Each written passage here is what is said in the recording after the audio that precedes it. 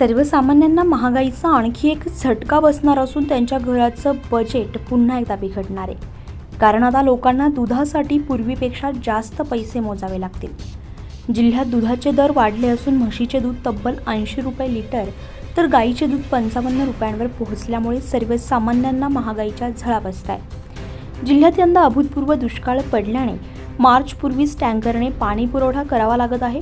पावसाअभावी मका, बाजरी आणि इतर पिके करपून गेल्यामुळे शेतकऱ्यांच्या हाती चाराही उरला नाहीये। जिल्ह्यावर दुष्काळाचं सावट आहे, तर दुसऱ्या तालुक्यांमधून चाऱ्याची वाहतूक करून शेतकरी आता जनावरांना जगवत आहे।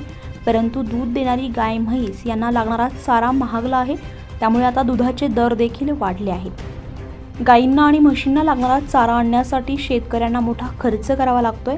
चाऱ्याचे दर वाढल्यामुळे परिणामी शहरात दुधाचे दर देखील वाढले आहेत। यामध्ये म्हशीचे दूध तब्बल 80 रुपये लिटर तर गाईचे 55 रुपये लिटरवर पोहोचले। ग्रामीण भागात जनावरांना चाऱ्यापेक्षा पाण्याची भीषण टंचाई जाणवते। पाणी मिळणं अवघड होत असल्यामुळे टँकरद्वारे विकत पाणी घ्यावं लागतंय, त्यामुळे दुधाचे दर देखील वाढले असल्याचं बघायला मिळतंय।